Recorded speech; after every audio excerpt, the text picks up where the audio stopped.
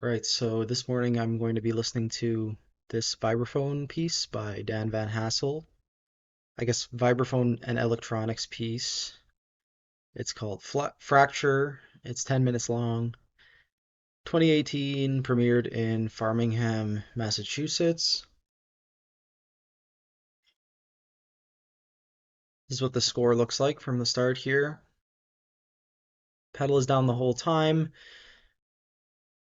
Fairly slow tempi. Spacious, mysterious, evocative, molto rubato. Dedicated to Joey VanHassel. So we got some people to look up here just to kind of get the origins of the piece. See if there's a program note here.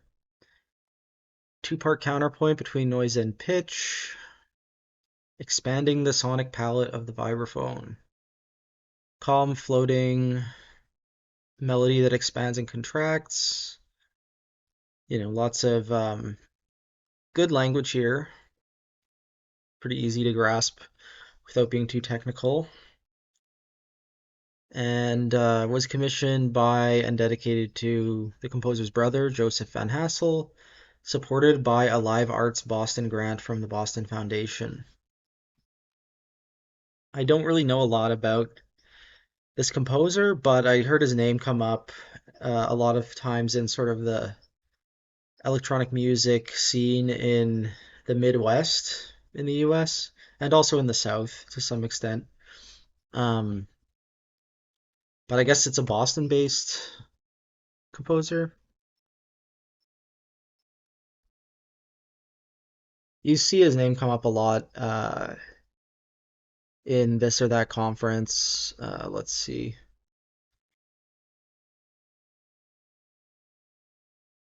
So he's a multi-instrumentalist as well as a composer, and he's been featured in, here's the list, Mata Festival, Gaudeamus Music Week, ICMC, Bowling Green New Music Festival, Toy Piano Festival, Uncaged is what it's called. Did Bang on a Can Summer Festival. I think the Bowling Green connection is probably why I heard of him so much. Like, there's a lot of Bowling Green composers at University of North Texas when I attended. And yeah, now he's assistant professor of composition at BOCO. And he's also taught at MIT, Brandeis, UC Berkeley, Clark University, and Connecticut College. So I imagine he's like mid-career or pretty far into his career, maybe. Yeah, he looks like he's pretty good about documenting all his pieces. I'll just switch accounts here and follow his YouTube channel.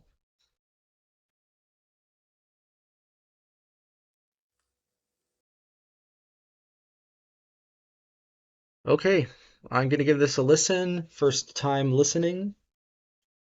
A link to this video is in the description to my video. And yeah, if you want my opinions, stick around. If not, just click on that link. Okay, yeah. So I thought this was an interesting piece. It's very groovy. It's got a lot of like 4/3 or 3/2 stuff going on. And it kind of just plugs away at this beat. Um, and it was kind of interesting. It sort of has this low level like background layer of vibraphone. So you see a lot of like low register and middle register vibraphone playing. It hardly ever goes above the C5. And then you have all this high multi-perk stuff, and the electronics mostly sits on top.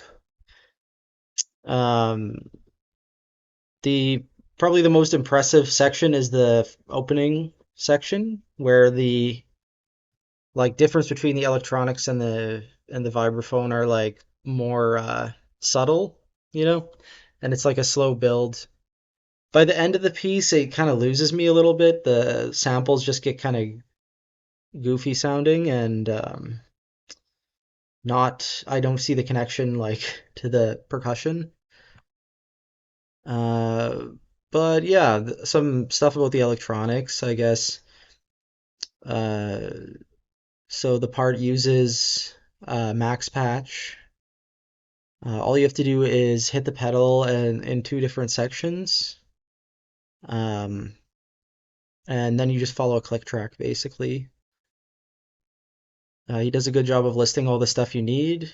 You need two speakers, a computer, an audio interface. Here we got a little Focusrite, probably a four output one or something, and then headphones, and obviously USB like MIDI pedal.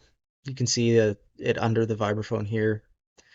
Um, I should also mention that this performer Matt Sherrock is a really big proponent of contemporary music in Boston, and he's half of this ensemble called Transient Canvas, which is for they commission marimba and bass clarinet pieces, sometimes with electronics, sometimes not. Um, yeah, I think this piece was pretty like indicative of a lot of the stuff going on in the US as of late in the sort of mixed media world. It's like accessible in some ways and uh, also very conservative in other ways, and sort of harkens back to this tradition of pieces for classical instruments and electronics. And yeah, it's pretty polished. Like there's not a lot of negative things to say about it. Okay, I think we have one other piece with vibraphone, and it's by João Pedro Oliveira. This is a composer that we haven't looked at since the string quartet series, like almost 9 months ago now. Probably more, probably like almost, yeah, 10, 11 months ago. So it'll be good getting back into his stuff. He also does a lot of this type of mixed media work with electronics, so it may even be a vibraphone and electronics piece. Yeah, it is. So if you're a vibraphonist, obviously this is a very um, easy thing to find. Works with fixed media, and it's fun. You should probably do it. As a percussionist, I think it helps to be versatile. So yeah, that's it for our one and only Dan VanHassel feature.